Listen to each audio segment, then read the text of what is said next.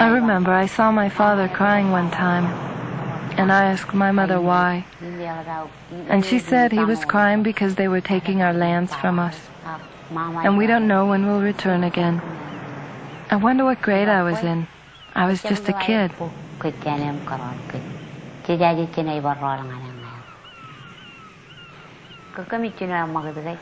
I was only 12 years old when we first left Mek Island.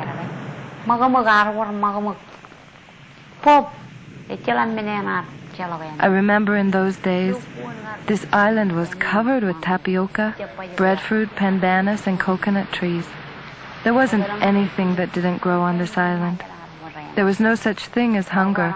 Every type of Marshallese food grew here. And this protest is the first time I have returned to the island since then. And when I saw what they had done to the island, I began to feel quite sorry about it, just like my father.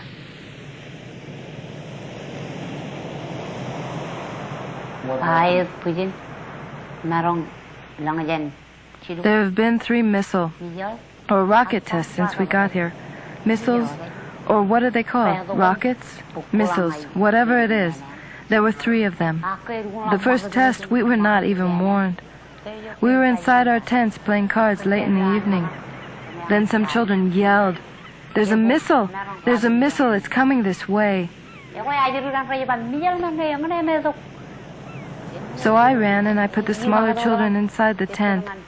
Then the rest of us ran outside to get a better view of the missile and how it blew up. Boom! The whole island shook, and we saw a huge splash of water just west of the island.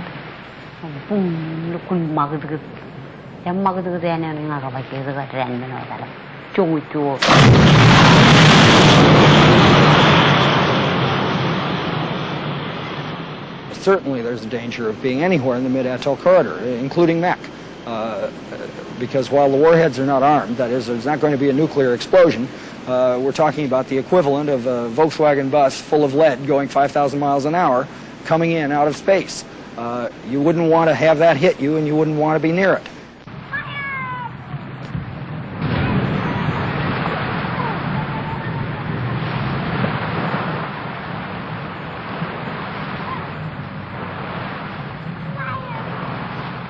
The U.S. and Marshall Islands governments have asked the landowners to drop their ongoing protests, but the landowners are saying no and continue to resettle more islands in the atoll's restricted warhead impact zone.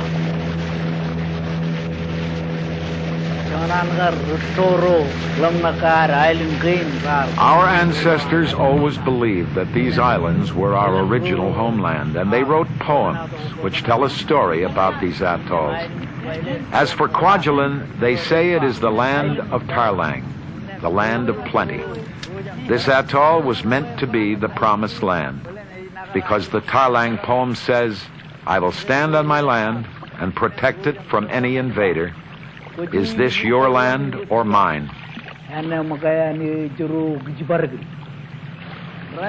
Well, today, I consider this poem to be true.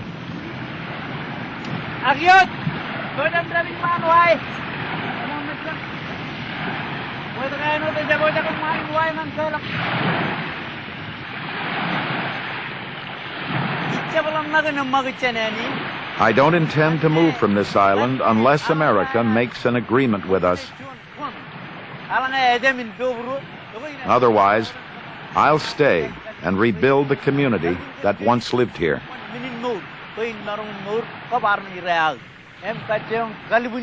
We'll replant all the trees, raise animals, and go fishing. We'll collect crabs and lobsters and other traditional island foods, because the life that has been forced upon us by the Army has become unbearable.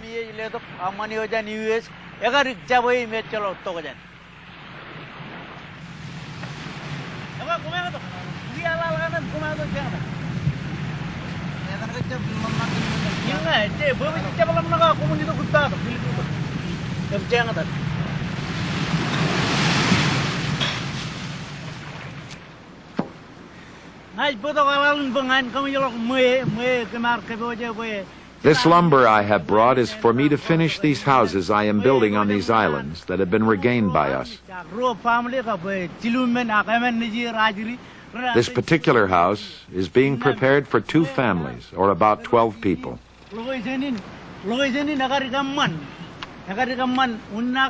This is the best location that I could find because it has the best view of the lagoon and boats passing by, as well as a view of Mek, the missile launching island right over there.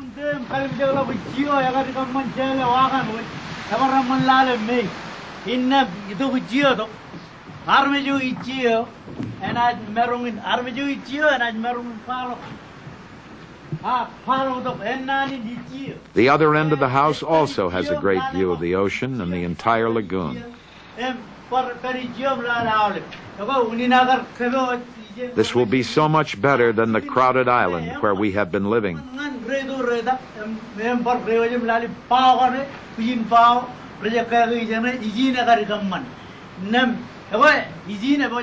From now on, we'll all start coming back to these islands, and we'll rebuild the village that used to stand on this spot.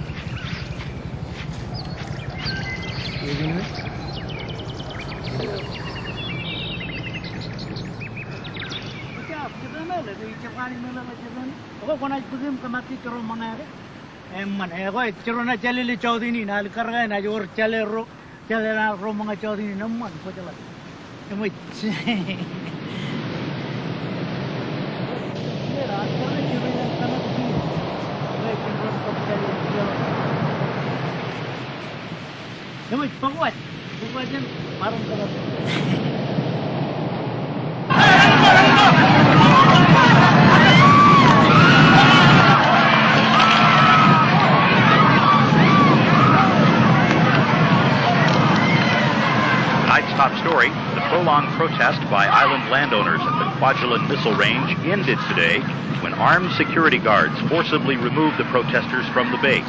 The U.S. lease on the facility expired about 6 months ago, and dozens of Marshallese landowners had occupied the base when negotiations over a new lease broke down. The Kwajalein Atoll is part of the Marshall Islands, and the United States policy is very clearly to deal with other governments on a government-to-government basis when it involves a military lease agreement. We deal with the government of Japan, we deal with the government of Germany, we deal with the government of Spain. We don't go direct to the local people, and this is just a continuation of that precedent.